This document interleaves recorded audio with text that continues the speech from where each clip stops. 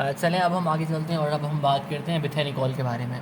ये भी हमारे पास डायरेक्टली एक्टिंग कॉलिनर्जिक एगोनिस्ट है और ये भी हमारे पास एसिटाइलकोलिन की तरह जो है वो कॉलिन ईस्टर है, राइट। अब एसिटाइलकोलिन को क्योंकि वो एसिटाइलकोलिन ईस्टरेज एंजाइम जो था वो हाइड्रोलाइज कर रहा था, उसको इनएक्टिवेट कर रहा था, ये जो है वो उसको हाइड्रोलाइज नहीं करेगा। It is not hydrolyse by acetylcholine esterase, ये बात इसने यहाँ की हुई है। उसको दूसरे हमारे पास ईस्टरेज हाइड्रोलाइज करते हैं लेकिन एसिटाइलकोलिन ईस्टरेज नहीं करता। और साथ में it is very specific to वो मस्कर्निक रिसेप्टर, ये निकोटिनिक रिसेप्टर के ऊपर इसका कोई एक्शन नहीं है due to addition of methyl group, ठीक है जनाब। अब वो आगे हमारे पास कहता है it does have strong muscarinic activity और एक्शंस। अब जो इसके एक्शन होते हैं वो बहुत इंपॉर्टेंट है, वो होते हैं on the GI tract, on the GI track and bladder, यानी जो हमारे पास ब्लैडर के स्मूथ मसल होते हैं और जो है GI ट्रैक के ऊपर M3 रिसेप्टर, जो आपके ब्लैडर के ऊपर M3 रिसेप्टर और जो आपके GI ट्रैक के ऊपर M3 रिसेप्टर होते हैं उनको ही जाके एक्टिवेट करती है, ठीक है जनाब। सो आपको इसके बिथेनिकॉल के बारे में ये याद रखना चाहिए कि beth activates bowel and bladder, so it will activate those M3 receptors, those are on your GI tract on your urinary bladder. तो ये आपको इतना समझ आना चाहिए, ठीक है। उसके बाद वो बात करता है एक्शंस के बारे में। वही एक्शन डायरेक्टली स्टिमुलेट करेगी मस्कुलर रिसेप्टर्स को और आपकी GI ट्रैक की मोटिलिटी को बढ़ा देगी, टोन को बढ़ा देगी।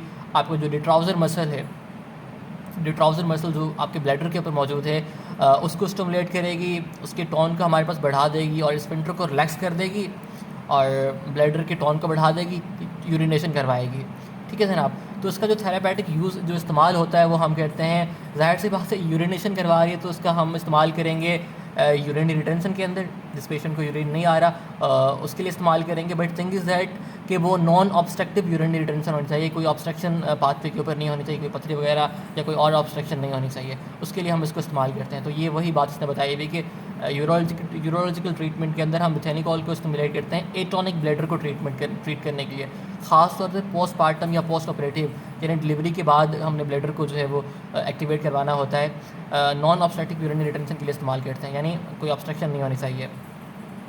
बिथेनिकॉल को हम neurogenic atony as well as megacolon के अंदर भी इस्तेमाल कर सकते हैं। तो ये चीज़ें आपको समझ आनी चाहिए। इसके अलावा यहाँ पे इसने एडवर्स इफेक्ट की बात की। एडवर्स इफेक्ट वही होंगे जो जनरलाइज कोलिनर्जिक स्टिमुलेशन के होते हैं, यानी sweating, salivation, flushing, blood pressure का कम हो जाना। ब्लड प्रेशर अगर कम होगा तो रिफ्लेक्स आएगा और वो रिफ्लेक्स टैकीकार्डिया करवाएगा। तो ये सारी वही बातें हैं क्योंकि वो वहाँ पे जो मौजूद है हमारे पास M3 receptor on your blood vessels, वो नाइट्रिक ऑक्साइड के थ्रू लास्ट वीडियो में बताया था, वो रिलैक्स करवाएगा।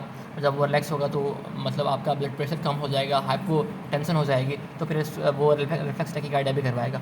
तो ये बात उसने की हुई है, ठीक है जनाब। उसके अलावा इसने नोज़िया, एब्डोमिनल पेन, डायरिया, ब्रोंकोस्पैज़म बताया हुआ है और वो कह रहा है एट्रोपिन सल्फेट को हम इस्तेमाल कर सकते हैं अगर सीवियर कार्डियोवास्कुलर और ब्रोंको कॉन्स्ट्रिक्शन रिस्पॉन्स आ गया है, यानी अगर ओवरडोज हमने कर दिया है तो एट्रोपिन सल्फेट को हम इस्तेमाल कर सकते हैं इसको ट्रीट करने के लिए। तो ये हमारे पास बिथेनिकॉल है। अब नेक्स्ट वीडियो के अंदर हम आगे चलेंगे और कार्बोकॉल की बात करेंगे, ठीक है जनाब।